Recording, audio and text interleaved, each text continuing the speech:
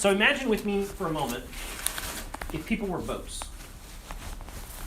Like, we're thinking the idea of a boat, because after all, this training and this team that you're joining, I hope, is named after a boat, which we'll talk about. So here we have, a little ferry boat, right? This is the boat that, does a lot of work, gets people around, transport people from point A to point B. We probably all know some people like that. Here we have a tugboat. And this is a good solid worker. Pushes things through life. I don't know, maybe you're not the tugboat. Maybe you're the barge getting pushed through life, just very passively, like, oh, okay, I guess I'll go this way. Not to be confused with tugboat. Not a boat. The Titanic. Starts out great. Doesn't go down so well. Right? This is some people's love life right here. Sorry, not looking at anybody. Everybody's like, who's he gonna look at first? Who's he gonna look at first? But I mean, this is one kind of boat, right? We're gonna live the highfalutin life, and then everything changes. Lifeboat. I know Christians like this. Part of the gist of the sermon this morning was we set up these taboos and these parameters to keep us separate, to keep us safe from this. These boats are actually pretty cool. They put these on oil platforms and they drop about 90 feet in the water. If you ever go out on an oil platform, you have to be dropped in a training facility just so you know what that's like. Not fun, but I haven't done it. I just can imagine hitting. Everyone goes, "Oh, you're hitting water." Have you done it? Does it hurt? Concrete. Yeah. I mean, from that height, it just seems like you're just about hitting concrete. Oh, yeah. I mean, you're in a boat and strapped in, but still. It's rough. Yeah. Here we have fire boats. I think a lot of Christians like this, just running around putting out fires. Probably a lot of our moms are that person in the house. I think we have a ton of Christians that are this boat right here. Battleship, right? Man, we're here to stand for truth. I got Republican Party and creationism, or whatever their big guns issues are. I'm not picking on creationism or Republican Party, but just to be clear. But it's the idea that our essential way of integrating with the world is over the end of a barrel of some kind of conflict. We have to be in conflict with the world. So I think we have a very different day in which we live in today's world. We have a very diverse world. People from all walks of life come to our city, and they're primarily here for work. At the same time, we're very post-Christian. We can't stand out in the public square and start talking with people from a Christian set of assumptions and assume they know that we're talking the same language. I was, a lifetime ago, was street preaching in New York City on the street. And this kid came up and he saw the Bibles and he goes, "What are those?" He wasn't even aware culturally with the association of the black book with the cross on the front is the holy book for a faith. He had no clue what it was, much less what was in it. But the reality is we could probably do that in most neighborhoods in Houston, and they might be familiar with the association of, oh, that's for Christians or for the church, but they have no clue what's in it. I used to spend a lot of time learning apologetics. At a certain point I realized it's useless. People don't know enough about Christianity to actually have an objection to it. Let me teach you what Christianity says. Let me teach you what the Bible says. Then tell me your objection. Now we'll go. But the secular culture has moved beyond religion in general, and specifically in our country, Christianity. The rules of engagement have changed. We can't just assume that we're all speaking the same language. In some ways, we're pre-Christian. I referenced earlier the 1 in 4 foreign-born people that are living right here in our backyard. We have every major world religion and 3 or 4 very minor world religions represented here in Houston. We've become a melting pot of melting pots. And so in many ways, we have folks who have grown up here that are very post-Christian who don't think like we do. Then we have people here that are pre-Christian in the sense of they've never been engaged with the Christian claims. Or they have some variant that's already answered it, like Islam, which already answers back of why Christianity is wrong. So we need a new kind of urban Christian who can engage in today's world. If you go back, a new kind of Christian. Oh, urban Christian. Urban Christian. Yeah. Yeah. So in city life is different than country life where everybody's all one thing. So if you think of the battleship, a battleship's easy boat to fight from. The target's out there, we shoot at it. Conventional warfare, this is how you fought. Like you have, this is our side of the line, this is their side of the line. They cross the line, we shoot them. Easy. Well, today's warfare has changed. I mean, just think about warfare by itself. It's changed. So that now you've got, soldiers in city life trying to distinguish between combatants and non-combatants. And that's kind of how the game has changed for us. Before it was the West and the rest. Like we send the missionaries to Africa and to Asia and to all these different countries. And now all of those countries are right here in our midst. And even some of the people that are in our midst are no longer on our side of the fence. And so the game has totally changed and we have to adapt.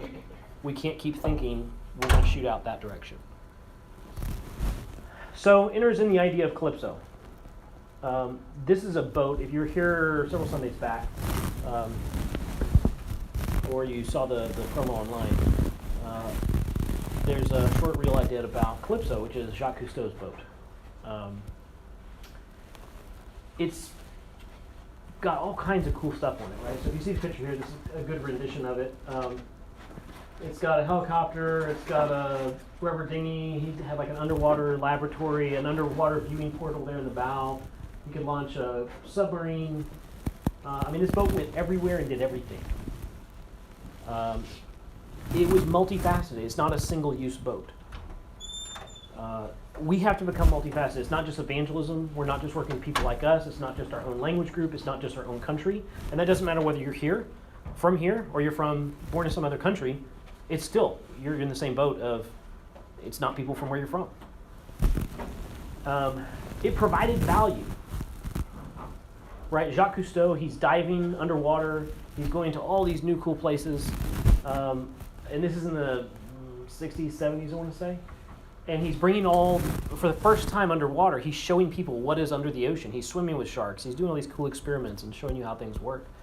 And so he showed the rest of the world another world that they could see, that they could never see before. So we have to learn to provide value. The inherent value of Christianity is not readily seen in today's world. People don't wake up and be like, man, I'm really glad there's so many Christians in our country. In fact, usually if they think about Christians in their country, the sentiment is quite the opposite. Like other countries where we cannot be missionaries, our culture requires that people understand who we are and see what we do. So when you go to another country as a missionary, you can't be a missionary usually. You have to have some other identity that they can understand, oh, this is what that person's doing. This person really loves Jesus and wants to talk about Jesus all the time, but here's who they are in our culture. Most cultures don't have a position of an itinerant, somebody who just comes from another country and is a do-gooder. They have no clue who that is. But the same thing is happening in our own culture, where you try to do something nice for somebody just to do something nice, and people are like, wait a second, what's the... Question your motives. Yeah, what are you after? What am I signing up for if I let you help me with whatever? So we have to learn to relate to people by being part of society. And we need to lead people in seeing the world through a new lens.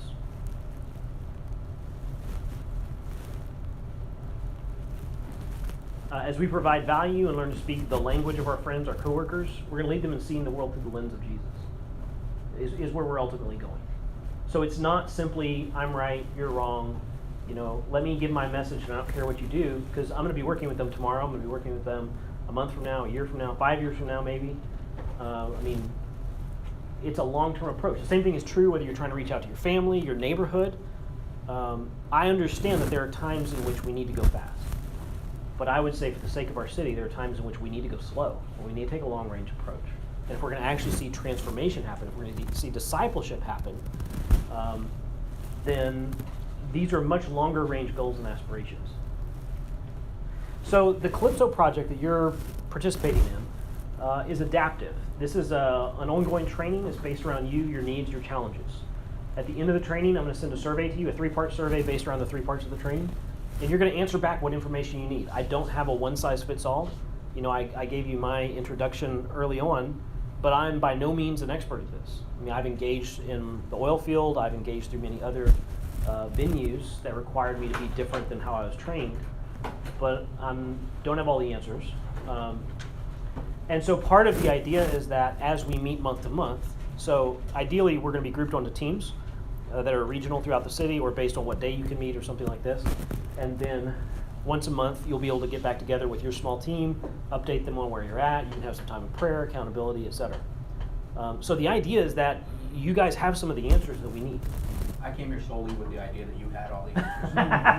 So I'm out. In that case, for you, I have all the answers. But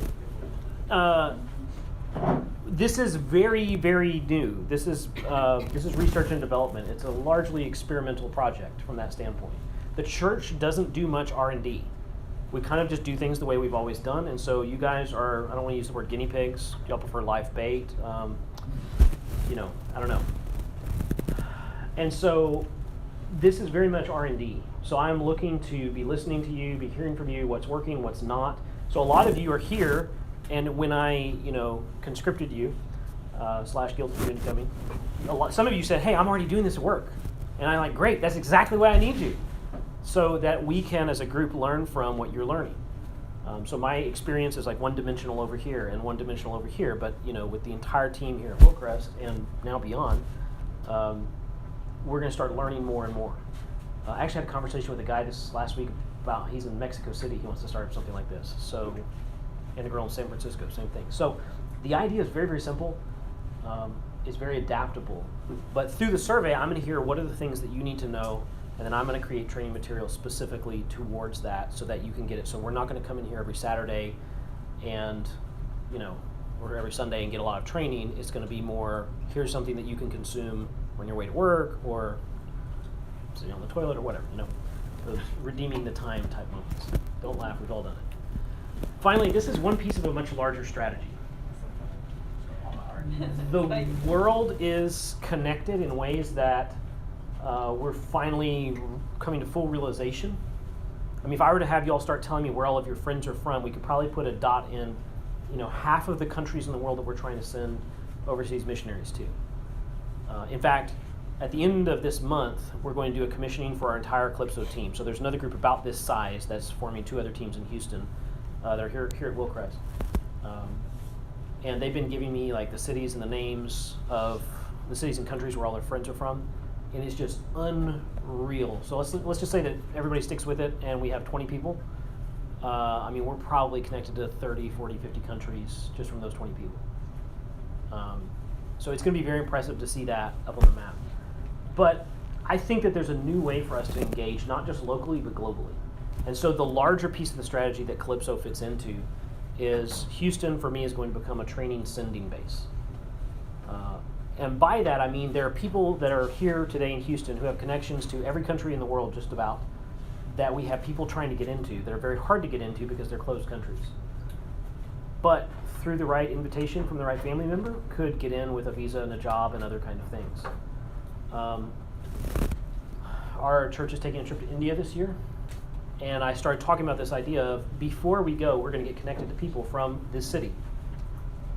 And that way when we go there, we're not just going out in the street and talking to random strangers, but we are getting invitations to people's homes based on who we know here in Houston. I'm sitting here telling this, and your brother, his eyes light up. And he goes, man, I was on a Skype call this week with somebody from that city, and he said if I ever come, I should come visit him. I said, dude, if you're ever looking for a sign from God that you should be on a mission trip, that's it right there. And so imagine the different reception that he's going to get being the friend of someone from here in Houston to India, and having that connection. I've done this in the Middle East quite a bit. I did this for a one-day trip going through China. My parents are part of a ministry called American Chinese Fellowship. And I've been involved. I've spoken there a couple times. I wrote one of their Bible studies, but I don't go every Friday. They go every Friday for the past 15 years. And I called my dad. I said, I've got a 24-hour layover in Beijing. Who's your closest friend to ACF? He says, David. I said, okay, would you call David? Don't ask for a thing. Simply let him know that I'm going to have 24 hours in Beijing. He goes, okay. So we'll just see what he says. Don't ask for anything. Don't ask for anything. 20 minutes later, my dad calls me back. He says, well, he's got a lady who's going to pick you up at the airport and show you around. So I get there, I'm like, oh, this is going to be interesting. And there, sure enough, like 6 a.m. in the morning, there's this lady, doesn't speak a word of English. I can say hello and thank you in Chinese. And we left. And she spent the entire day showing me around the city, didn't let me pay for a thing. So how does that work? So David is a transplant from that city. She's still there. They have the connection. I'm not even really that well connected to David, but I'm connected to the person that's connected to David. Those two people have 15 years of relationship. To the point that they can call in a favor so that me, who doesn't know this lady in China at all, can get picked up at the airport and shown around for a day. Now that's just a short-term example, but what if we had a sustainable group of people that were connected super globally throughout Houston? And what if we had a second group of people that are coming into the Houston area specifically to meet who we know and to get connected over a dinner or coffees or that kind of thing and introduced to people that we're connected with? All of a sudden, we have got this very interesting launching pad that can get people into countries with invitations in ways that make a lot more sense going forward in the world. So that's kind of the big picture of what is Calypso and a little bit of how it works. Some things are still undefined. Like I said, this is adaptive and it is R&D, but hopefully that'll kind of give you the main idea.